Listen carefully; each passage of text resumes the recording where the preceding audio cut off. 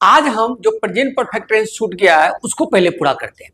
तो present perfect tense को समझने के लिए बस एक दो बात आपके दिमाग में होना चाहिए सेट, कि प्रेजेंट परफेक्ट का मतलब होता है कि काम हो चुका है, वह पढ़ चुकी है, वे लोग जा चुके हैं, हम नाच चुके हैं, सीता खेल चुकी है। इस तरह का जो भी एग्जाम्पल होगा सारे के सारे प्रेजेंट परफेक्ट टेंस के अंदर आते हैं। तो प्रेजेंट परफेक्ट टेंस का स्ट्रक्चर क्या होता है? बस प्रेजेंट परफेक्ट टेंस के स्ट्रक्चर के लिए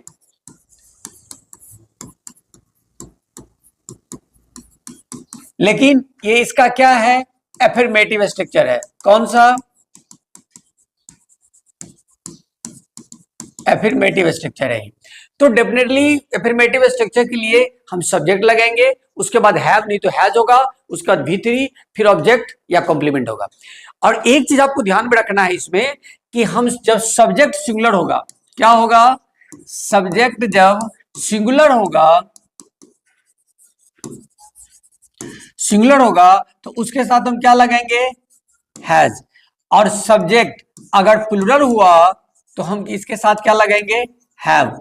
बस इस चीज को आपको ध्यान में रखना है कि प्लूरल सब्जेक्ट के साथ हैव और सिंगुलर सब्जेक्ट के साथ हैज लगेगा। इसको दिमाग में लेके चलना है।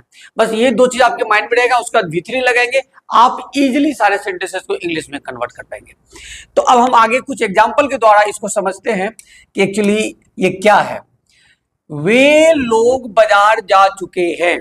तो डेफिनेटली मैं आपको पहले कहा था कि इसमें काम खत्म हो चुका है, उस सेंस में हम प्रेजेंट परफेक्ट का इस्तेमाल करते हैं। तो वे लोग का इंग्लिश क्या होगा? एग्जाम्पल है वे लोग बाजार जा चुके हैं, तो वे लोग का इंग्लिश क्या होगा? दे। और ये पुल्लर है, इसके साथ क्या लगाएंगे? Have gone to market. तो तुम का क्या हो जाएगा फिर? यू। इसके साथ क्या लगेगा? Have. You have written a poem. यहां हम आर्टिकल अ क्यों लगा दिए? क्योंकि पोएम जो है एक सिंगुलर काउंटेबल नाउन है, इसको ध्यान रखना आपको। और लास्ट जो है वो है वह सारा काम कर चुकी है। तो डेफिनेटली कर चुकी है तो लड़की के लिए यूज हुआ है। तो हम इसको देख लेते हैं कि एक्चुअली इसमें कौन किस तरह से हम इसको बनाते हैं, इसको हम देखते हैं। वह सारा काम कर चुकी है, तो डेफिनेटली वह के लिए हम क्या लगाएंगे? यहां she has done all the works, यानी वह सारा काम कर चुकी है। तो इस तरह से अगर स्ट्रक्चर आपके दिमाग में हो और वर्ब फॉर्म्स लर्न हो तो आपको प्रेजेंट परफेक्ट टेंस बनाने में एक भी सेकेंड का देरी नहीं लगना चाहिए और आप इजीली इसको इंग्लिश में कन्वर्ट कर पाएंगे। बस एक चीज ही ध्यान रखना है, सिंगुलर सब्जेक्ट के साथ हैज और प्लूरल सब्जेक्ट के साथ हैव लगाना है, उसके बाद V3 लगेगा और रेस्ट ऑफ द वर्ड्स इस्तेमाल करेंगे। तो मुझे लगता है अब जी इसी तरह से जैसे कि सीता गीत गा चुकी है, तो डेफिनेटली सीता हैज सं द सॉन्ग। यह भौंक चुका है, तुम लोग नाच चुके हो, वे लोग बाजार से आ चुके हैं, मोहन नाच चुका है, मैं अपना सारा काम कर चुका हूं, तुम सारे प्रश्न का उत्तर दे चुके हो। इस तरह का जितना भी सेंटेंसेज है सारे के सारे स्ट्रक्चर के सारे बन जाएगा। बस अगर सब्जेक्ट अगर पुल्लर है तो हैव लगा देना है और सब्जेक्ट अगर सिंगुलर है तो हैज लगाना है और V3 तो उसके बाद लगेगा ही। तो मुझे लगता है कि अब आपको ये कंसेप्ट समझने में थोड़ी भी कोई प्रकार की समस्या नहीं होनी चाहिए। अब हम इसके नेगेटिव स्ट्रक्चर को समझते हैं कि इसका नेगेटिव स्ट्रक्चर क्या है।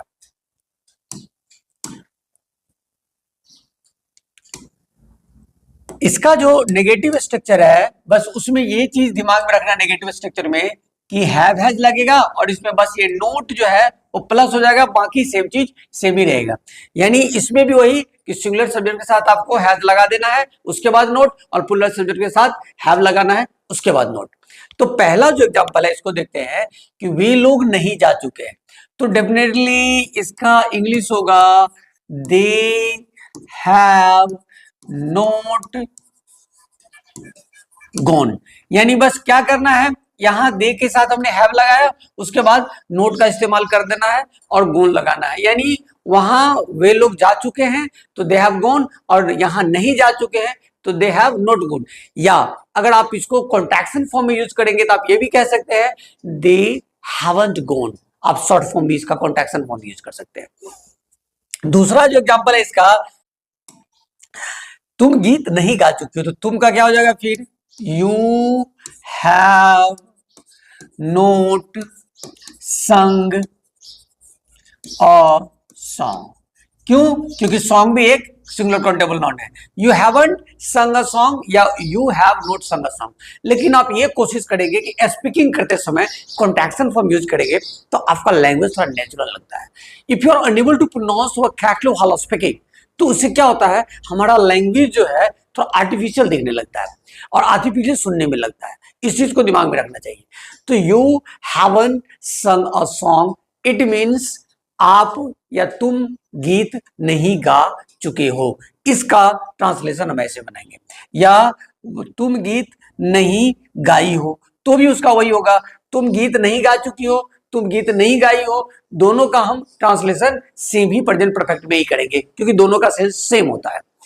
अब इस चीज को आपको दिमाग में रखना है कि स्पीकिंग करते समय हमें कॉन्टेक्स्चुअल फॉर्म यूज करना चाहिए, क्योंकि कॉन्टेक्स्चुअल फॉर्म से क्या होता है कि आपका लैंग्वेज जो है ना वो नेचुरल लगता है।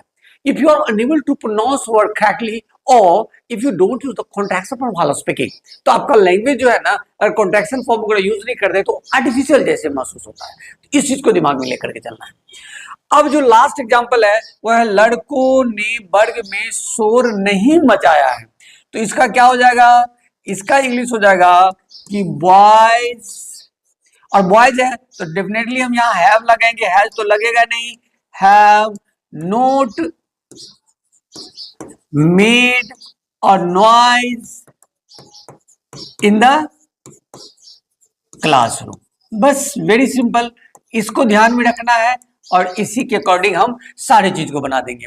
Boys have not made a noise in the classroom, यानी लड़कों ने क्लासरूम में शोर नहीं मचाया है। किसी तरह का सिचुएशन होगा जो कोई कह रहा होगा सर लड़कों ने शोर मचाया है और कोई कह रहा है नहीं मचाया है, तो उस समय हम इसी स्ट्रक्चर के सारे और ऐसे ही इंग्लिश में हम कन्वर्ट करेंगे तो हमें इंग्लिश बोलने में किसी प्रकार की हिचकिचाहट नहीं होगी।